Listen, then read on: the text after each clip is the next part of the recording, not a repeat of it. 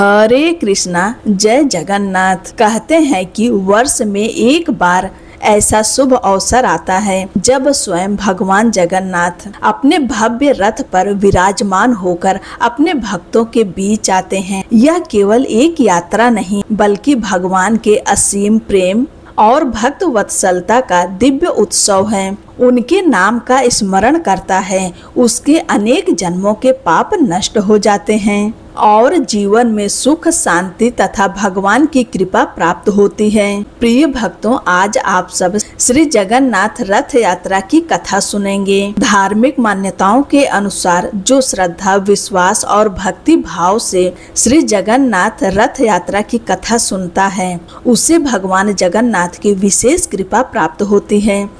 कथा का श्रवण करने से मन पवित्र होता है, नकारात्मक विचार दूर होते हैं और भगवान के प्रति प्रेम तथा श्रद्धा बढ़ती है। कार्यों में आने वाली बाधाएं दूर होने लगती है तथा मनोकामनाओं की पूर्ति का मार्ग प्रशस्त होता है।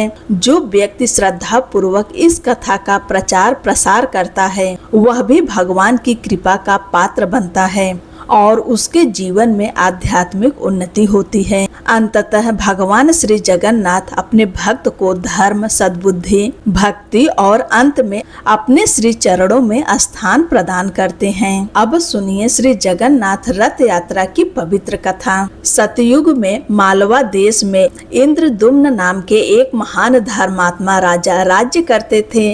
वे भगवान विष्णु के परम भक्त थे। उनका जीवन प्रभु की भक्ति और प्रजा की सेवा में ही व्यतीत होता था। एक दिन उन्होंने एक महात्मा से भगवान नील माधव के अद्भुत स्वरूप की महिमा सुनी।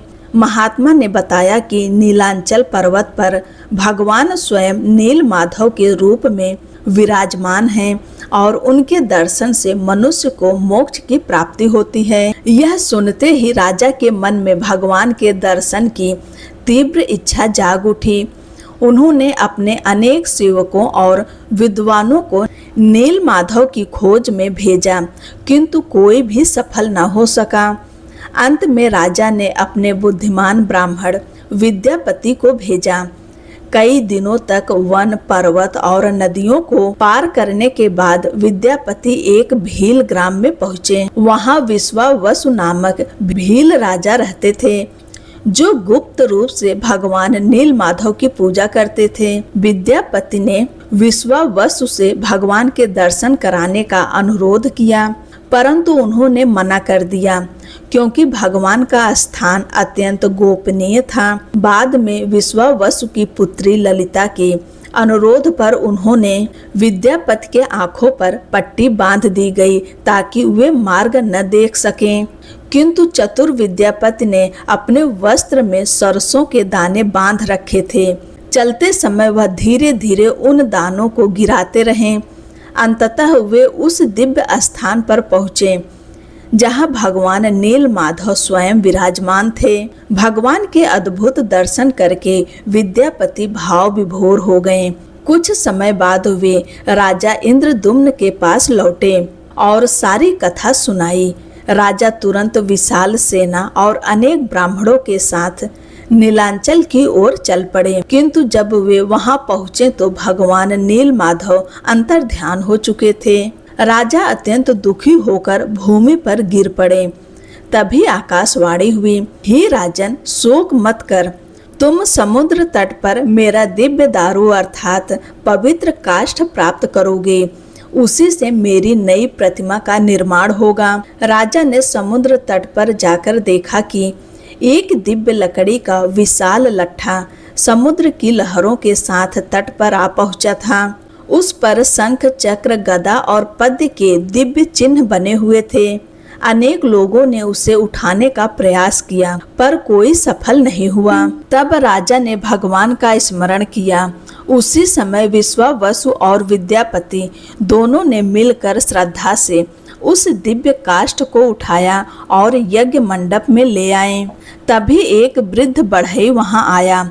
उसने कहा, यदि मुझे एकांत में 21 दिनों तक कार्य करने दिया जाए और इस अवधि में कोई द्वार न खोले तो मैं भगवान की दिव्य प्रतिमाएं बना दूंगा।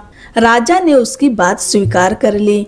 वह वृद्ध वास्तव में स्वयं भगवान विश्वकर्मा थे। द्वार बंद कर दिए गए।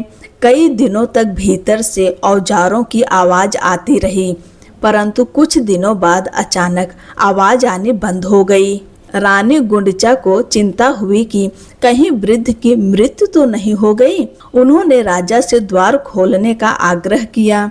राजा ने पहले मना किया, पर अंततः रानी के आग्रह पर द्वार खोल दिया गया। जैसे ही द्वार खुला, वृद्ध बढ़ई वहां से अदृश्य हो चुके थे। अंदर भगवान जगन्नाथ, बलभद्र और माता सुभद्रा की दिव्य मूर्तियां विराजमान थीं, किंतु उनके हाथ पैर पूर्ण रूप से निर्मित नहीं थे। राजा को अपनी भूल पर बहुत पश्चाताप हुआ।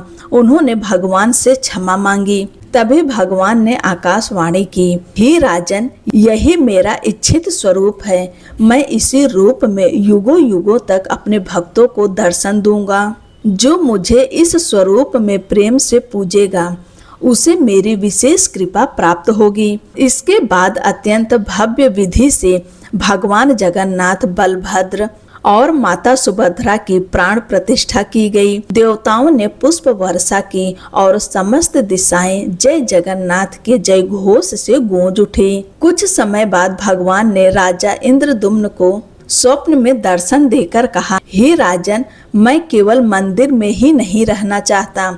वर्ष में एक बार मैं स्वयं अपने भक्तों के बीच जाऊंगा। मेरे लिए एक विशाल रथ बनवाओ। मेरे बड़े भाई बलभद्र और बहन सुभद्रा के लिए भी अलग अलग रथ बनवाए जाएं। राजा ने भगवान की आज्ञा का पालन किया।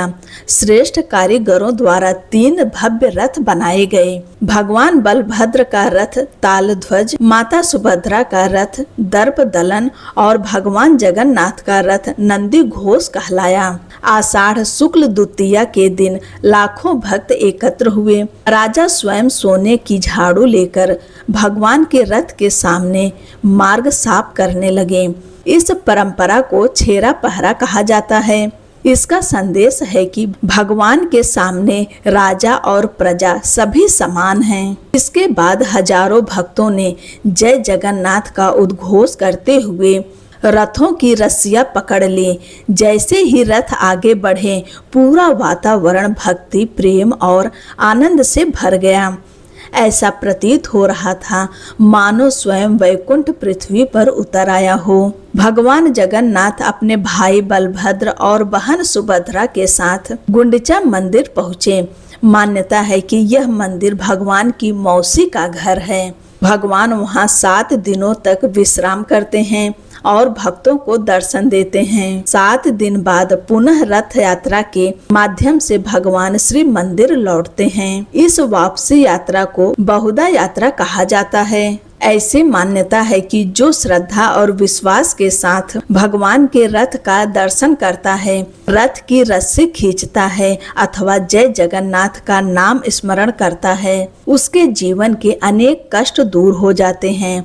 भगवान उसे धर्म, अर्थ, काम और अंत में मोक्ष का आशीर्वाद प्रदान करते हैं। इसी कारण प्रत्येक वर्ष लाखों करोड़ों श्रद्धालु पुरी जाकर भगवान की रथ यात्रा में सम्मिलित होते हैं। जो लोग वहां नहीं जा पाते, वे घर पर भगवान का ध्यान करके, उनकी कथा सुनकर और जय जगन्नाथ का कीर्तन करके भी समान भाव से पुण्य प्राप्त करते हैं। प्रिय भक्तों, भगवान जगन्नाथ हमें सिखाते हैं कि वे किसी एक जाति, वर्ग या स्थान के नहीं हैं, बल्कि संपूर्ण जगत के नाथ हैं। वे स्वयं अपने भक्तों के द्वार तक आते हैं और बिना किसी भेदभाव के सभी पर कृपा बरसाते हैं। इसलिए हमें भी प्रेम, सेवा, करुणा, समानता और भक्ति का मार्ग अपनाना चाहिए। बोलिए भगवान श्री जगन्नाथ महाराज की जय, बलभद्र भगवान की जय, माता सुभद्रा की जय।